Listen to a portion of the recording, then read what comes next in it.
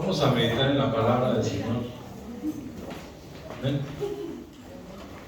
Vamos a usar la pantalla. ¿Qué ve usted en la imagen? Los pastores. ¿Cómo saben que son pastores? Por las ovejas que hay. Porque ahí están sus ovejas, ¿verdad? Sí, están viendo. Pero hay algunos que dicen que son pastores y no tienen ovejas. ¿Verdad? ¿Qué estarán viendo? La estrella de Dios. ¿Se acuerdan de ese pasaje? ¿Qué estaban buscando los pastores? ¿Para qué? Y cuando supieran dónde estaba, ¿qué iban a hacer? Iban a ir a avisarle al rey. Ajá, pero iban a ir también. ¿Cuántos dicen amén? Amén. Estaban esperando al Salvador. ¿Cuántos dicen amén? Amén. El propósito de la primera venida de Cristo. Vamos a hablar de eso. Amén. ¿Cuántos saben que Cristo vino? Amén. ¿Y cuántos saben que Cristo viene? Y así deberíamos de estar nosotros, mirando hacia el cielo, Así es, amén. porque hay muchas señales que apuntan que Cristo viene. Amén. Creo que recientemente hubo un temblor en Dubái, algo fuerte, ¿verdad? Pero lo último. Amén. Entonces, todo apunta a que Cristo viene. Vamos a ver el propósito de la venida de Cristo Jesús. El bendito Creador siempre ha visitado su inmensa creación. Diga conmigo su inmensa creación. Diga al que está a su lado, no somos los únicos. Hay una inmensa creación. Amén. Hay muchos soles como los nuestros. Hay muchas galaxias Así es. como las nuestras, como para creer que solamente somos nosotros. De hecho, hay animales acuáticos que no conocemos, porque habitan muy abajo, pero eso no quiere decir que no existan. ¿Cuántos dicen amén? Entonces, inmensa creación, y la tierra no ha sido la excepción. Leemos al Señor Jesús diciendo otra vez: dejo el mundo y vuelvo al Padre. Amén. Se lo voy a demostrar. En Juan 16, 28, fíjese lo que dice. Léalo, por favor.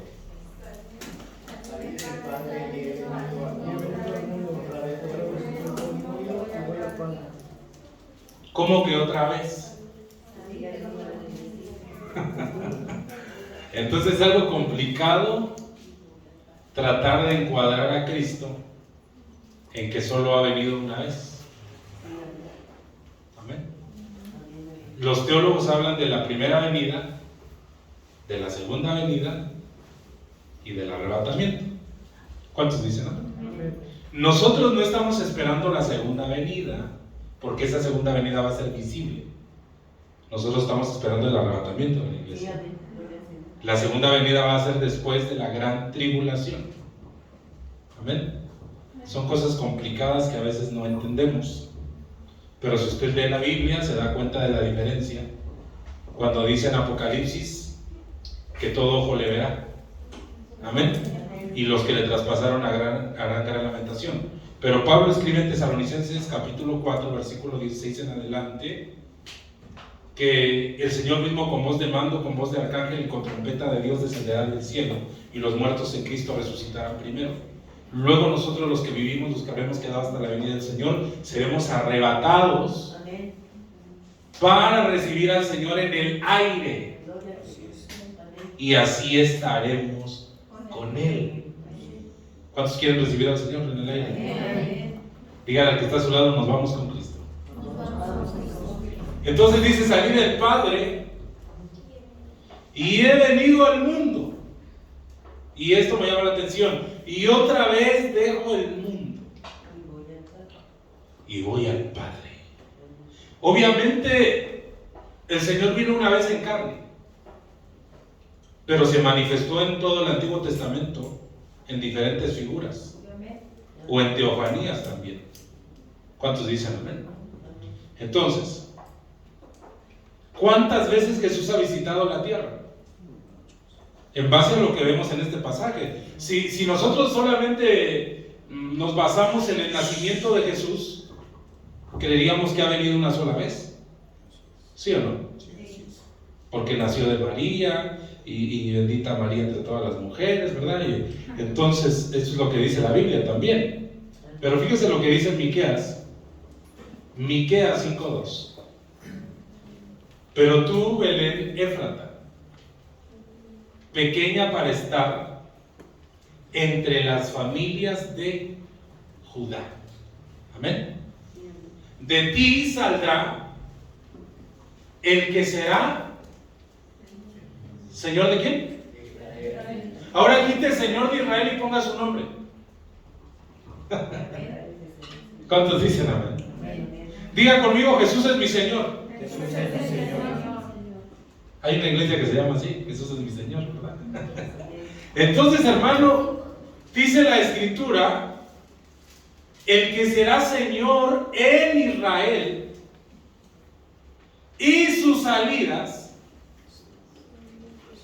son ¿desde dónde? Desde el principio. Desde el principio, pero no el principio de nosotros, sino el principio con Dios. En el principio era el verbo, Juan 1:1, en el principio era el verbo, y el verbo era con Dios, y el verbo era Dios, en el principio eterno, con Dios. Amén. En el principio creó Dios los cielos y la tierra, pero no nuestro principio como terrestres, sino en el principio, Él creó los cielos y la tierra. Él creó, hermano, el planeta. Más tarde Satanás lo destruyó todo y el Señor tuvo que volver a reconstruir todo. Por eso la luz se tuvo que ausentar. Si usted lee Génesis 1:3 dice, y dijo, sea la luz.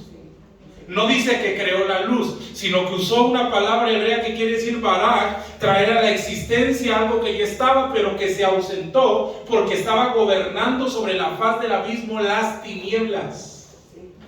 Pero cuando llega la luz, se van las tinieblas. Cuando llegaron la luz a tu vida, se fueron las tinieblas. Cuando llegó la vida a tu casa, se fue la muerte. ¿Cuántos dicen amén? Interesante lo que dice Miqueas 5:2. Y sus salidas son desde el principio, desde los días. ¿De qué? De la eternidad. Diga conmigo, existe la eternidad. Pero nuestra mente finita no lo alcanza a entender. Que somos eternos. Hermano, es que usted no tiene los años que tiene. Usted ya es más antiguo. Discúlpeme que se lo diga, pero la Biblia dice, hermano, que ya existíamos antes de la fundación del mundo. Así es, amén. En Efesios, hermano, lo dice. Efesios 1:3. Bendito sea Dios y Padre nuestro Señor Jesucristo, que nos bendijo con toda bendición espiritual en los lugares celestiales en Cristo Jesús. Y ahí dice, hermano, que nos escogió en Él desde antes de la fundación del mundo. Y Jesús dice, eran tuyos, pero me los diste. Y el que oyó al Padre, oirá al Hijo. ¿Y cuándo oímos al Padre? ¿Cuándo estuvimos en la escuela del Padre? En la eternidad. ¿Cuántos dicen? Es que la Biblia lo dice, hermano. A Jeremías le dicen, en Jeremías 1:5, antes que nacieras te conocí. Te santifiqué y te di por profeta a las naciones. Desde antes que nacieras el Señor ya tenía planes para ti en esta tierra. Entendemos por la fe que Él ha visitado la tierra desde antes de la humanidad. Pero cuando vino en carne, como nunca antes lo había hecho, se manifestó debido a su gran amor y lo dejó bien claro. Dejó bien claro. Una de las cosas que a mí más me asombran es que vino a salvar. ¿A quién? A los pecadores. Hermano, es normal que alguien dé su vida por un bueno, pero por un malo, pero por un pecador, pero por un condenado. Dígale al que está a su lado, eres un condenadote. Pero ahora eres un salvo gracias a lo que Cristo hizo en la cruz del Calvario. Merecías la condenación, pero Cristo vino a salvar y a buscar lo que se había perdido. Porque alguien viene a buscar la casa buena. El Señor vino a buscar lo peor. El Señor vino a buscar lo vil. El Señor vino a buscar lo menospreciado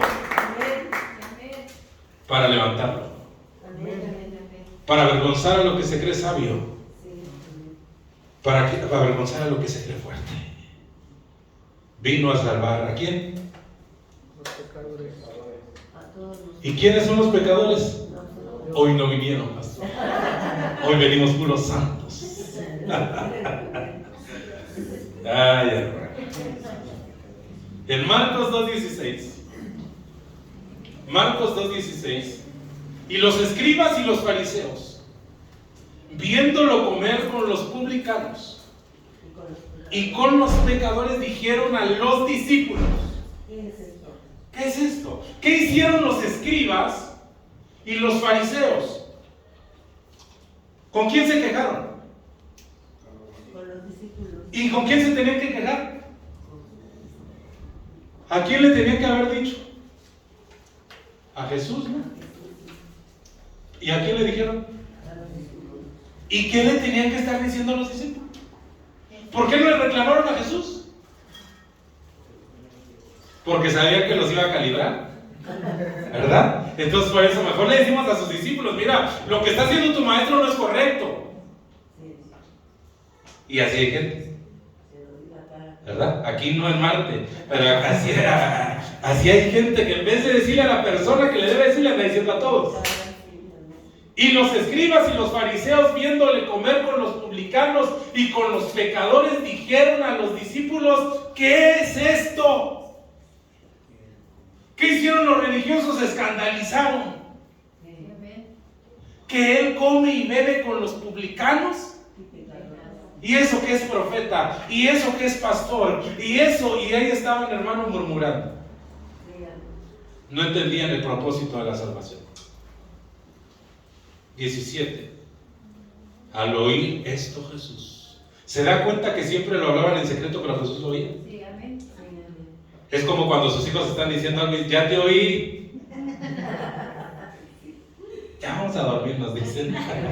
Porque ya los descubrieron. Dice: al oír esto, Jesús les dijo: los sanos no tienen necesidad de médico, sino los enfermos. No he venido a llamar a justos, sino a pecadores con P mayúscula. ¿Cuántos dicen? Hay gente que dice: sí voy a ir a la iglesia, pero cuando me porte bien.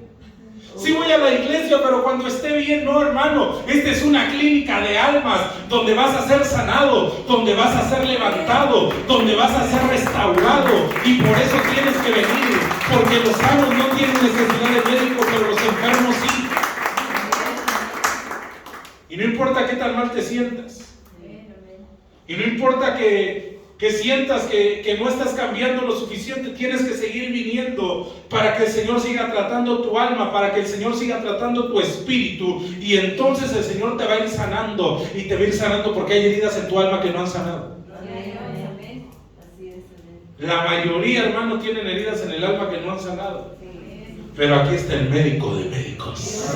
Pero aquí está el que puede sanar esa alma. Aquí está el que puede quitar esa frustración. Aquí está el que puede quitar ese temor. Aquí está el que puede quitar, hermano, todo lo que no está bien. ¿Cuándo va usted al doctor? ¿Cuando se siente bien o cuando se siente mal? Doctor, cuando me sienta bien vengo a verlo. Lo va a regañar. Así está mucha gente, hermano. Cuando esté bien, cuando ya no peque, cuando ya no fume, cuando ya no tome, cuando ya no baile la guaracha sabrosona, entonces voy a ir. No, usted venga. y deje que el médico lo trate. Él se va a encargar de todo. Y todo, hermano, se va a ir dando en automático. ¿Cuántos dicen amén? Es como en una relación que todo se va dando. De la misma manera, cuando tú tienes una relación con Dios, todo se va dando, Dios va transformando, Dios va cambiando. No es que ya llegó alguien a la iglesia y aquí está la lista de todo lo que no tienes que hacer. Y cuidadito y te va haciendo algo. Pecador, ¿verdad? No, hermano. Sino que el Señor se va a encargar de tratar el alma y de tratar el espíritu. Amén. En Lucas 5:32, ¿qué dice?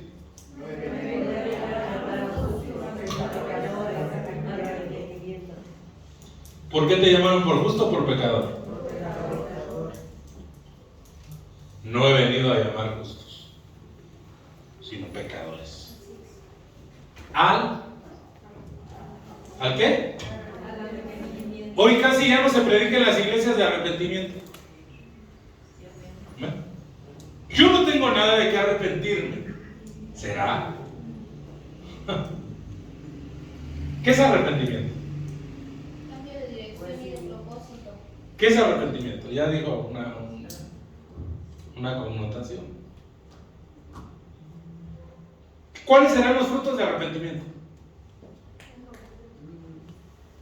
Dígame un fruto de arrepentimiento. Salvación, vida eterna. Salvación y vida, ese es el resultado, pero un fruto, una evidencia de que alguien está arrepentido. Pero ya no lo vuelves a hacer. Se siente Ser una mal. persona diferente. Ser una persona diferente. ¿Ven? Por ejemplo, el hijo por equivocación le agarra dinero a la mamá y luego le dice, perdóname, es que creí que era mío, pero si diario le está agarrando dinero, diario piensa que es de él, ¿verdad? Entonces ese no está arrepentido, es un ladrón, es un bandido. Entonces, sigamos.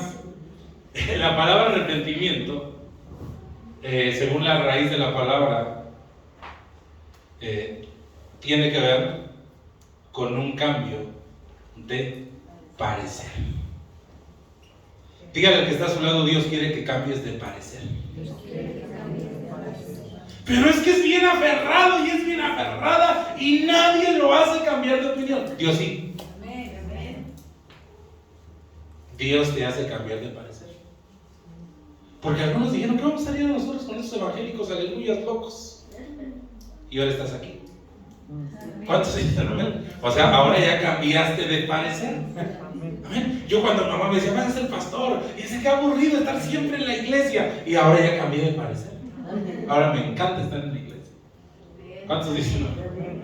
Era feliz cuando vivía aquí, hermano, porque nada me salí de ahí, me ponía a ensayar aquí. ¿Verdad? Entonces, cambio de parecer. Este cambio de parecer involucra tanto un apartarse del pecado como un acercarse a Dios. Diga conmigo, me tengo que apartar del pecado y me tengo que acercar a Dios.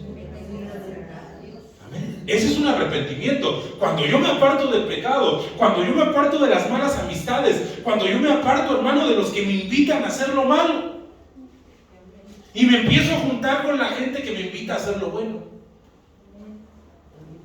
¿Cuántos dicen? Apartarse del pecado. Dios no va a bajar a decirte, quítate del pecado. Tú tienes que tomar la decisión. Yo tomo la decisión de apartarme de esto. Amén. Y de acercarme a Dios. ¿Cómo? En oración, leyendo la Biblia, conociéndolo, adorándolo, viniendo a la iglesia. Amén. Hay ocasiones en que la gente me dice, ore por él para que Dios lo bendiga. Señor, bendícelo, prospéralo. Pero eso no va a operar mientras ellos no se entreguen a Cristo Jesús. Pero el pastor ya oró y no pasó nada. Pues sí, porque no vienes al culto. Pues sí, porque no te comprometes con Dios. Amén.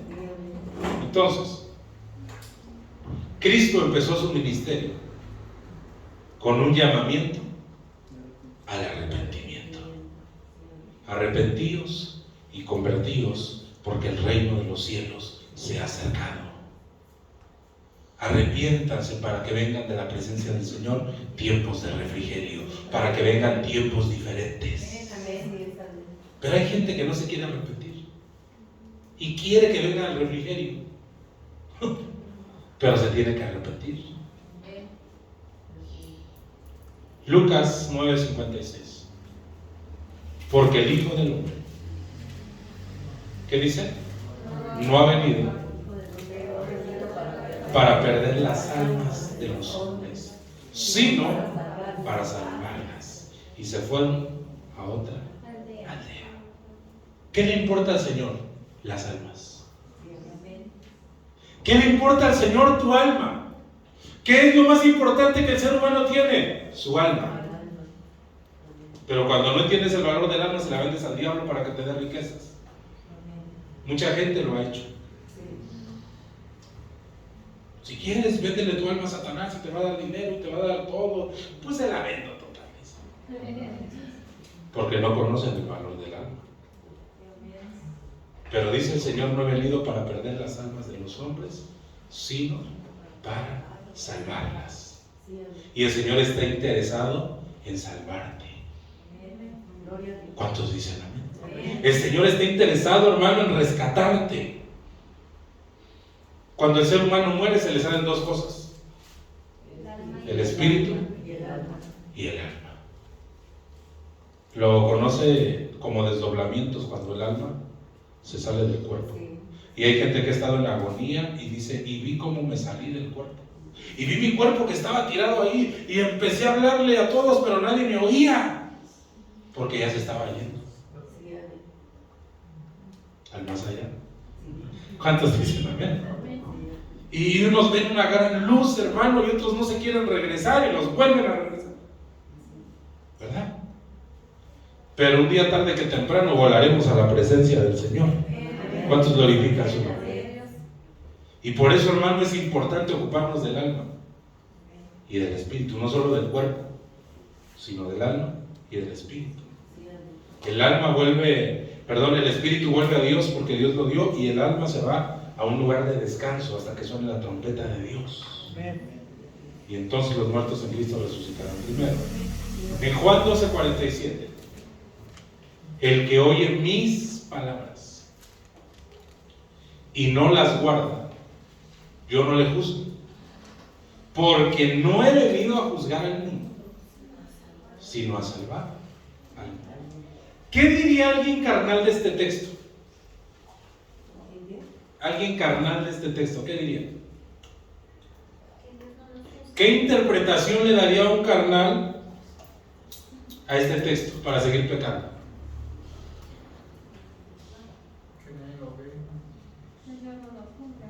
Léanlo, ahí dice: al que oye mis palabras y no las guarda, yo no le juzgo. Porque no he venido a juzgar al mundo, sino a salvar al mundo. Entonces al Señor no le importa si peco o no peco, porque Él no me vino a juzgar, Él me vino a salvar. Entonces a bailar y a gozar, que el mundo se va a acabar. Entonces bebe, que la vida es breve, ¿verdad? No pasa nada. Pero le estoy dando una mala interpretación a la palabra. Fíjese lo que dice la versión Dios habla hoy. Pero aquel que oye mis palabras y no las obedece, no soy yo quien lo condena, porque yo no he venido a condenar al mundo, sino para salvarlo. Ahora, si Dios no lo condena, ¿quién lo condena? Solito Él se condena. ¿Quién va a destruir al malvado? Su propia maldad. No Dios. Su propia maldad lo alcanzará, porque dice, hermano, el proverbista o el salmista, que es como que esté escarbando un hoyo y esté escarbando un hoyo y esté escarbando un hoyo y cree que no le va a pasar nada, y en ese hoyo va a caer. Y Dios ni siquiera se va a ocupar de él, sino que su propia maldad lo va a aniquilar. Se lo voy a demostrar. Amén. Entonces, ¿quién condena al ser humano? Sigamos. En Romanos 2:1, ¿qué dice?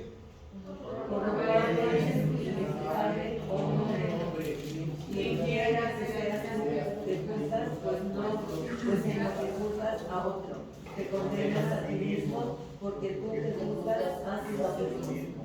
Te condenas a ti mismo, porque señalas el pecado, pero tú haces lo mismo. Y te estás condenando por tus propias palabras y por tu propio juicio. Acuérdese que cuando usted señala a alguien, 3 dedos le están apuntando a usted.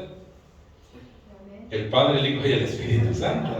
Y que Dios lo haga administrado, por eso no ande señalando a la gente. Entonces, dice, por lo cual eres inexcusable, hombre, quien quiera que seas, aunque te llames Nazón Joaquín, aunque seas el líder de la luz del mundo, aunque tengas muchas iglesias, pues en lo que juzgas a otros te condenas a ti mismo, por lo cual, y tú que juzgas, haces lo mismo. Fíjese lo que dice Juan 3:19, léalo por favor.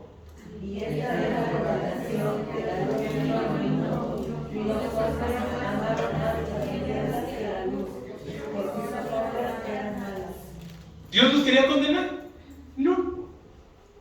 Pero ellos amaron más las tinieblas. Estaba la luz, pero no la quisieron. Ahora, Dios te dice en esta noche, ¿tú quieres la luz? ¿Tú quieres la salvación? ¿Tú quieres la vida eterna? ¿O quieres la condenación eterna? El Señor dice, tú escoge. Es que todas las religiones llevan a Dios y todos los caminos llevan a Roma. No me digan. Ni una ni otra.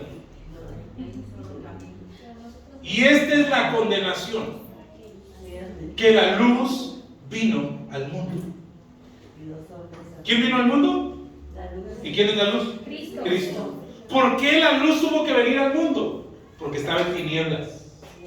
¿Por qué la luz tuvo que llegar a tu vida? Porque estabas en oscuridad. Pero vino la luz. Y las tinieblas, hermano, son la ausencia de la luz, pero también es la falta de conocimiento. Dice la Biblia, dice David, Él va alumbrando mis tinieblas, se van quitando, se van disipando mis tinieblas, hasta que el día esclarezca y el lucero de la mañana resplandezca en nuestros corazones. ¿Cuántos dicen amén? Pero hoy, hermano, la gente ama más las tinieblas. Ama más el reino de tinieblas que el reino de luz. ¿Cuál es el primer propósito que Cristo vino a esta tierra? Es buscar esposa. ¿Cuántos dicen amén? La esposa de Cristo. Oseas 12:12. Pero Jacob huyó a tierra de Arán.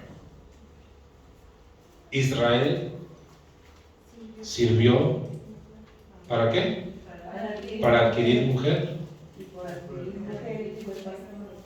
Y por adquirir mujer. ¿Qué fue? Pastor. ¿Qué fue Jesús? ¿Qué dijo que era? ¿El buen qué? Yo soy el buen. ¿Y el buen pastor? Su vida da por las ovejas. ¿Y dio su vida? Sí. Hay varios pasajes que podemos hallar a lo largo de la Escritura que son figura y representación de Cristo en su primera venida. Algunos de ellos nos muestran varios de los propósitos por los cuales vino Cristo. Hace aproximadamente 2000 años. De entre de ellos encontramos a David, a Isaac, a Moisés, a José, a Jonás, a Adán y a Jacob. ¿Ven? Cuando uno de ellos nos muestra una faceta de Cristo al venir al mundo, por ejemplo, Jonás estuvo 3 días y 3 noches. ¿En el vientre de quién? De una ballena, le enseñamos a los niños. Pero para que lo entiendan. Amén. Pero dice la Biblia que estuvo dentro de un gran pez. No dice que fue una ballena. Pero se lo enseñamos a los niños así para que lo entiendan. Pero era un monstruo marino. Imagínense que a usted se lo trae un monstruo marino por desobediente. Entonces, Jonás estuvo 3 días y 3 noches dentro de este monstruo marino. ¿Quién puede aguantar 3 días y 3 noches dentro de un monstruo vivo? La pregunta del $1.000.000 es: ¿Jonás estaba vivo o muerto dentro del monstruo marino? Muerto. Lea Jonás. Muerto, Porque dice que desde el Seol, clamó. y el Seol es la región de los muertos, clamó al Señor, y dice la Biblia que la tierra echó sus cerrojos sobre él. Se murió.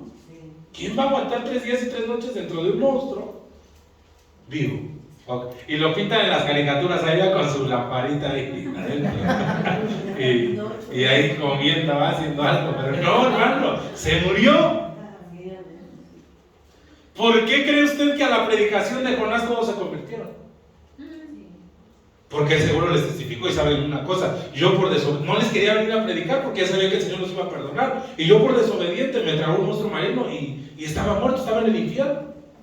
Pero el Señor me dio la oportunidad y le dio la orden al monstruo marino que me vomitara. Y entonces todos se convirtieron en Nínive, ¿sí o no? Por la predicación de Jonás. Porque era una predicación poderosa. Pero estuvo 3 días y 3 noches dentro del monstruo marino, lo cual era señal profética que anunciaba que Cristo estaría 3 días y 3 noches en el corazón de la tierra, peleando una batalla, obteniendo las llaves, obteniendo la victoria, lo que Adán había perdido. Ahora Cristo lo está recuperando. Otro ejemplo es José, quien al ser vendido por sus hermanos, ser acusado injustamente y metido en la cárcel, representa parte del sufrimiento de Cristo al ser traicionado y vendido por uno de sus más cercanos, por su hombre de confianza, el que metía la mano en su plato. ¿Usted dejaría que alguien metiera la mano en su plato? Tienes el tuyo, ¿verdad? Pero a este hermano lo vendieron. Lo traicionaron sus propios hermanos. ¿Sí o no? ¿Y acaso no le despojaron de su túnica? ¿Y acaso a Jesús no lo despojaron también de su túnica? ¿Cuántos dicen amén? Moisés representa a Cristo. ¿Qué más dicen?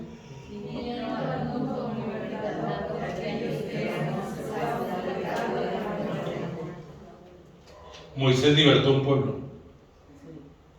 ¿Qué representa cuando pasaron todos en el mar? Ahí los bautizó el Señor. Y de ahí se agarran la iglesia imperial para decir que se pueden bautizar niños, porque ahí todos fueron bautizados. Pero no pueden hacer doctrina con un pasaje. Amén. En esta oportunidad observaremos aquellas sombras del Antiguo Testamento que nos muestran uno de los principales propósitos de Cristo cuando vino al mundo: conseguir esposa. Cristo se presentó a sí mismo como el buen pastor. De la misma manera podemos apreciar en el Antiguo Testamento aquellos personajes que se hicieron pastores, a Cristo como el buen pastor de las ovejas. Dentro de estos hombres extraordinarios se encuentra Jacob, quien al igual que Cristo salió de la casa de su padre a una tierra lejana. La historia bíblica nos enseña que cuando Jacob llegó a esa tierra lejana, se enamoró de Raquel, figura de la iglesia, de tal manera que se hizo siervo por amor. Pregunto, ¿Cristo se hizo siervo? Sí. ¿Por qué? Por amor. ¿Por amor a quién?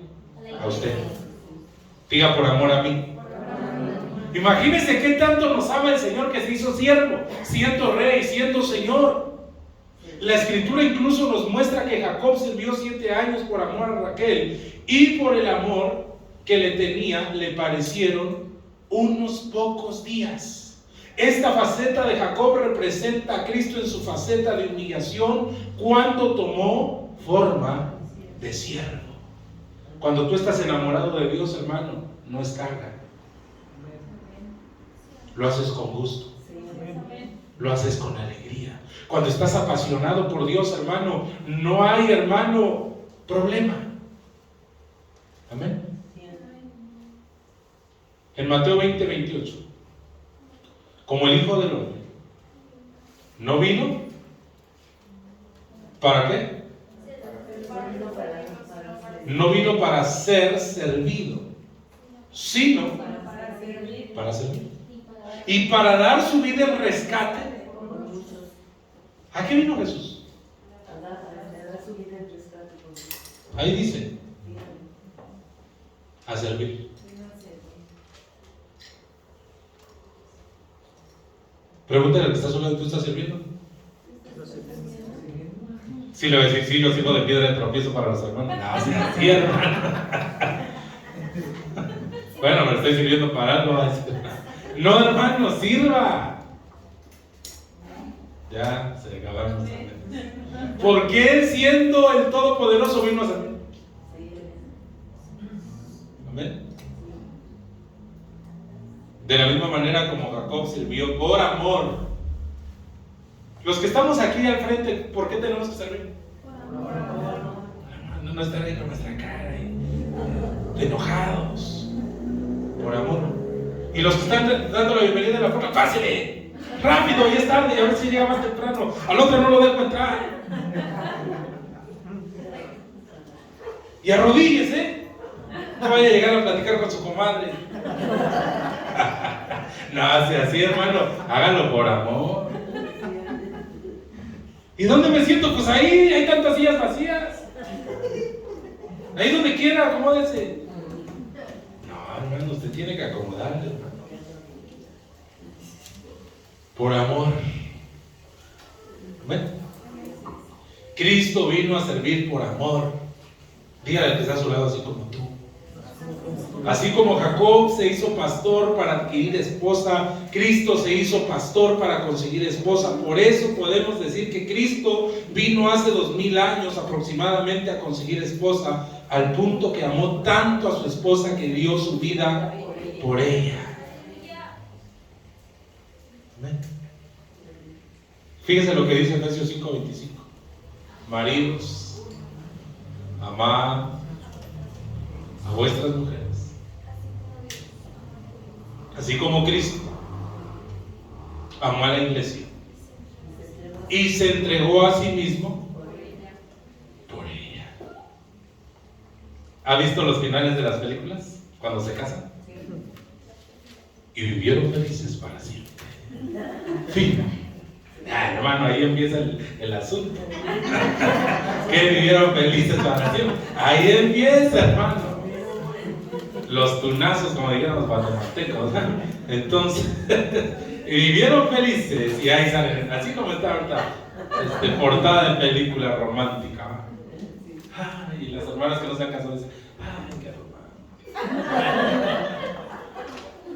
Ya quiero que llegue ese día. Está bien, hermano. Juan 10:11. No le quitaré la intención. Yo soy el buen pastor. Y el buen pastor, su vida da. ¿Por qué?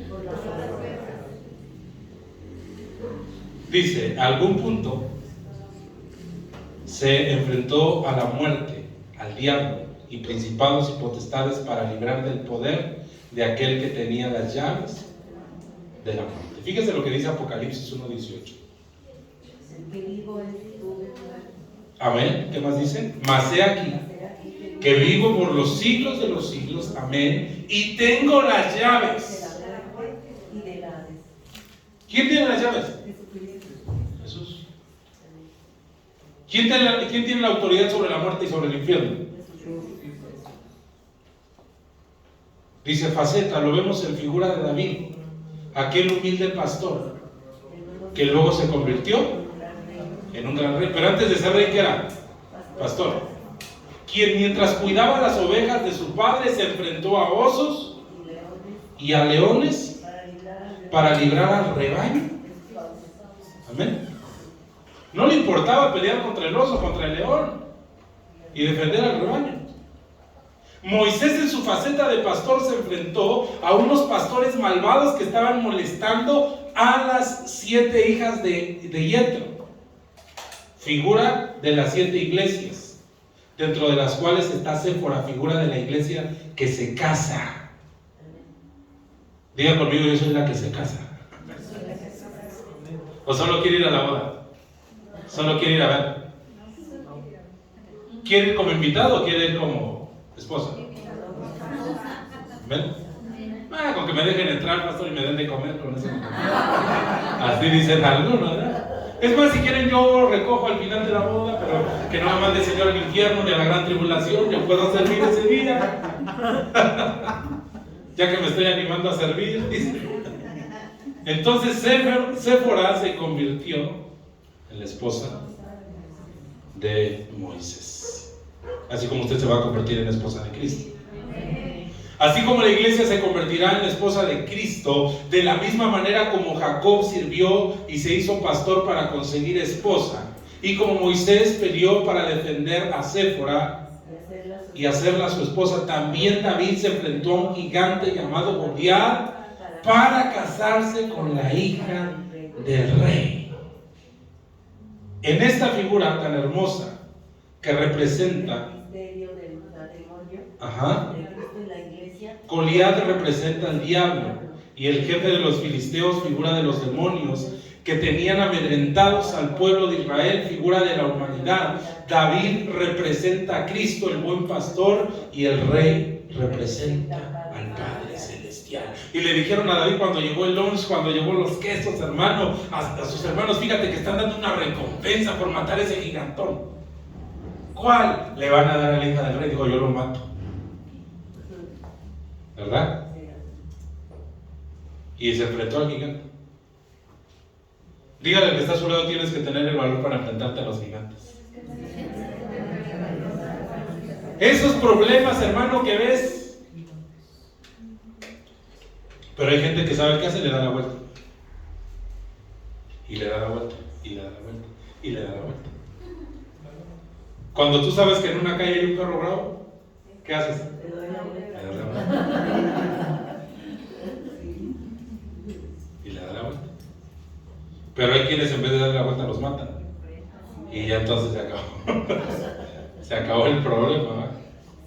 Yo le digo porque a mamá la molestaba un perro, acá entre nos. Un perro que era bravo. Y de repente mamá un día la agarró de malas. Y agarró una piedra. Y de una pedrada lo mató. Así que tenga cuidado.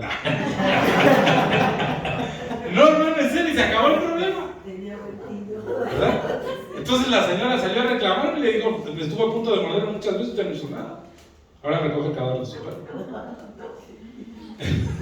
Entonces, no le vaya a decir a mamá, por favor. Ya estamos grabando, ya me estoy acabando.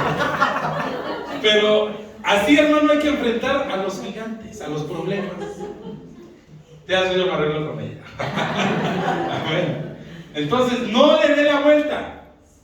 Enfréntele. Si le da miedo salir en la noche, ¿qué tiene que hacer? Salir. Pero siento que me están viendo. Repréndalos en el nombre de Cristo. ¿Cuántos dicen amén? Sigamos. La hija del rey representa a la iglesia, futura esposa de Cristo. Incluso David se enteró del galardón que daría aquel que venciera al gigante Goliat. Y los hombres de Israel decían: ¿habéis visto a ese hombre que sube? Ciertamente sube para desafiar a Israel. El rey colmará con grandes riquezas al que lo mate y le dará su hija y hará libre en Israel a la casa de su padre. Y dijo David: eso me interesa. ¿Qué dice el primer libro de Samuel 17:25? Y los hombres de Israel decían: ¿habéis visto a ese hombre que sube? Ciertamente sube para desafiar a Israel. El rey colmará con grandes riquezas al que lo mate, le dará su hija y hará libre en Israel a la casa de su padre. ¿Qué hace el diablo? Desafía. ¿Qué hace el diablo? Vocifera en nuestra contra. La iglesia de Tecombe le está pasando por una situación difícil, se mudaron a otro lado, pero ahí donde se mudaron les están haciendo la guerra, y yo estaba predicándomelo cuando los vecinos estaban comploteando. Pero él me dio cuenta que ahí estaba. Y yo dije: es como el diablo que nada más se la pasa vociferando. Y se metieron. Amén. Pero tratan de amedrentar, y que vamos a recolectar firmas, y que les vamos a cerrar, y que les vamos a clausurar. Ni aguantan nada, apenas llevamos 3 cultos. ¿Verdad? Y ahí están. Pero si fuera, hermano, alguien que hiciera una fiesta, no diría nada. Amén. Entonces imagínese, hermano, que usted está enfrente de ese gigante. Me echó a correr, le llaman. Pero si usted está, el Señor está con usted. Ahora, ¿se acuerda qué se trató de poner? ¿Qué le trataron de poner a David? La armadura de Saúl, y podía caminar. No, y con la ondita que tenía, con eso lo mató. Dígale que está a su lado con lo que tienes. No te pongas la armadura de nadie, que te va a quedar grande. Con lo que Dios te ha dado, con eso vas a derrotar, con eso vas a vencer, con eso vas a conquistar, con eso vas a trascender. Cuando David supo que le darían como recompensa a la hija del rey, no dudó en enfrentar al incircunciso Goliat. David se apresuró en descender al valle, figura del mundo, para enfrentar a su adversario. David, vestido de pastor, derrotó al gigante de los filisteos y luego corrió hasta él para cortarle la cabeza con su misma espada. David utilizó el arma del enemigo para destruirlo. De la misma manera, Cristo fue crucificado para muerte. Sin embargo, la cruz, espada de Goliat, fue el instrumento que Cristo utilizó para destruir a la muerte, ya que al morir venció a la muerte y a sus doncellas. ¿Cuántos dicen amén? La muerte no lo pudo retener. Cuando Cristo murió en la cruz, le traspasaron su costado con su lanza, y de esta manera brotó agua y sangre de su costado. Ahora díganme usted, ¿de dónde sacaron a Eva? Del costado de Adán. Ahí estaba naciendo la iglesia de Cristo, cuando le traspasaron el costado. ¿Cuántos dicen amén? Y no le quebraron ni un hueso a Cristo Jesús. Amén. El que Cristo dio a luz a la iglesia, aquella que salió de él y se convertiría en su esposa, así como sucedió con el primer Adán, quien cuando cayó en un profundo sueño, figura de la muerte, le abrieron su costado para tomar uno de sus huesos para formar a su esposa Eva. Por lo tanto, Cristo no solamente vino al mundo para conseguir esposa, vino a dar a luz en la cruz del Calvario, y ahora la postrera Eva, la iglesia, será presentada ante Cristo, así como Eva fue presentada ante Adán. ¿Y qué dijo Adán cuando vio a Eva? Esto es hueso de mis huesos y esto es carne de mi carne. Imagínense cuando estemos delante de Cristo y cuando empiece la fiesta ahí arriba. Ay, lo que más me va a dar tristeza, va a decir algunos, que no llegó el hermano que me caía también, el que me disparaba el talento siempre. No, ojalá sí llegue. Dígale al que está a su lado, nos vamos. Dígale nada de que te quedas. No te conviene quedarte. En 2 Corintios, voy terminando. 2 Corintios 11:2. ¿Qué dice? Porque tenemos gustado de vosotros, por medio de Dios, pues somos deseosos de poseer a una esposa para presentaros como virgen pura a Cristo. Usted ya tiene un desposorio con Cristo. ¿Qué es un desposorio? Un compromiso. Es como cuando a la muchacha la van a pedir y le dan el anillo de compromiso y dicen en tal fecha nos vamos a casar, pero ya estás comprometida conmigo. Entonces usted ya está comprometida con Cristo, ya no puede estar saliendo con el mundo. Se acabaron los amén. Ya no puede andar de coqueta con el mundo, porque usted tiene un desposorio. Ay, se acabaron los amén. También que íbamos, pastor, y otra vez se empieza a molestarnos. ¿Cómo le gusta molestarnos? La esposa que Cristo vino a buscar, haciéndose siervo por ella, es la iglesia, que está siendo preparada. Diga conmigo, estamos siendo preparados. Hay iglesias que no las están preparando, pero esta iglesia sí la estamos preparando, y esta iglesia sí le estamos advirtiendo que Cristo viene pronto por su iglesia. ¿Cuántas veces, hermano, me ha escuchado hablar de este tema? Siempre. Porque el Evangelio, hermano, gira alrededor de esto, de que nos vamos con Cristo Jesús. Dice, casarse con Él. Esta iglesia está siendo embellecida, adornada y perfumada, hasta que alcance a la estatura de la plenitud de Cristo. Entonces se cumplirá la escritura que dice, esperen un tantito, vamos para allá. Pero usted está siendo embellecida, adornada y perfumada. Los ministros se encargan de eso. Por eso tenemos que darle enseñanza, por eso tenemos que darle palabra, por eso tenemos que equiparla, para presentarla, para que usted esté lista para ese día. Cuando alguien se va a casar, hermano, llevan un montón de estilistas, 15 estilistas, unos en los pies, otros en las manos, otros en el cabello, otros en las pestañas. Y al final dicen, wow, ¿verdad? Entonces, de la misma manera, haga de cuenta que estamos nosotros, hermano, embelleciendo y adornando y perfumando a través de la sana doctrina, para que usted logre alcanzar la estatura de la plenitud de Cristo. Por eso no falte a ninguna de sus sesiones de arreglo. ¿Cuántos dicen amén? Para que alcance la estatura. Entonces se cumplirá la escritura que dice en Apocalipsis 19:7: regocijémonos y alegrémonos y démosle a Él la gloria. Porque las bodas del Cordero han llegado y su esposa se ha preparado. ¿Las qué? Las bodas. Pues ¿cuántas bodas va a haber? Pues son muchos. Porque somos muchos.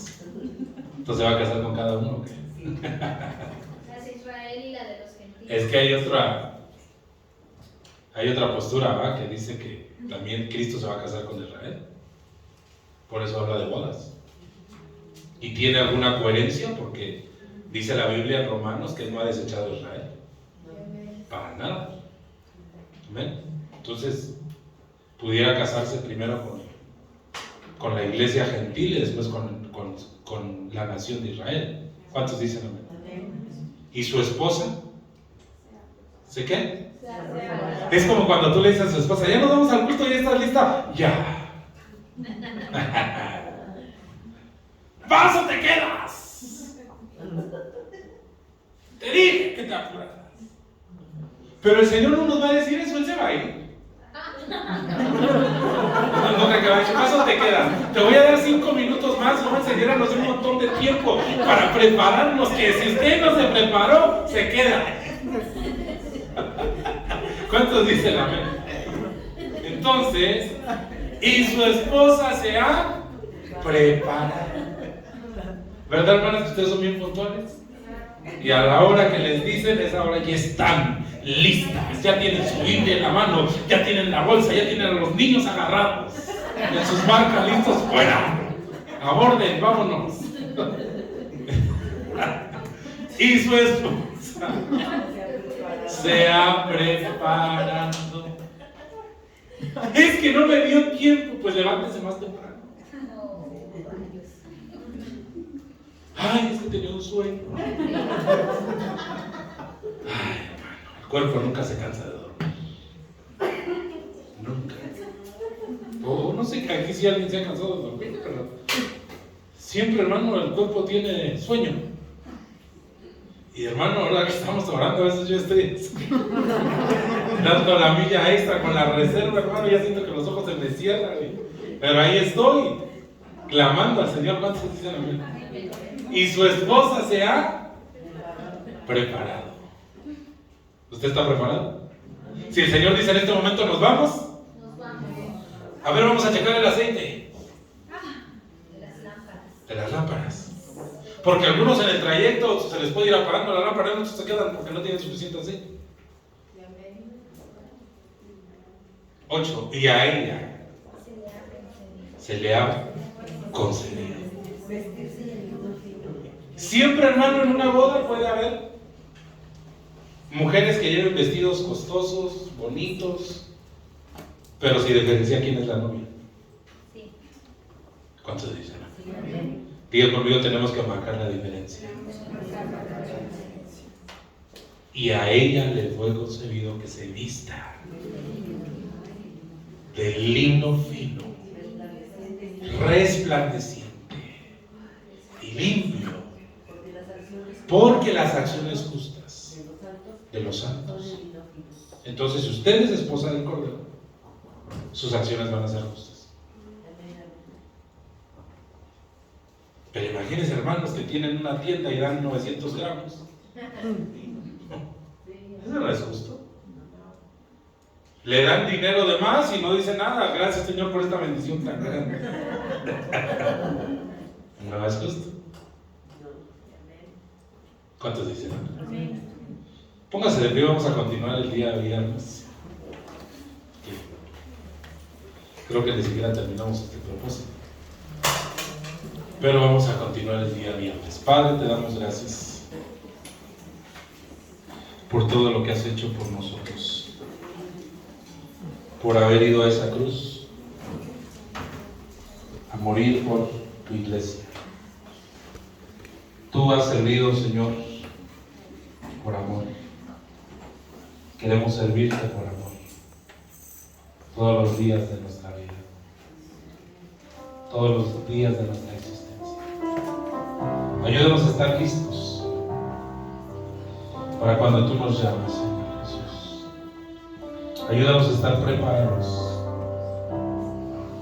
Síguenos dando esta palabra, Señor, esa sabiduría, esa revelación,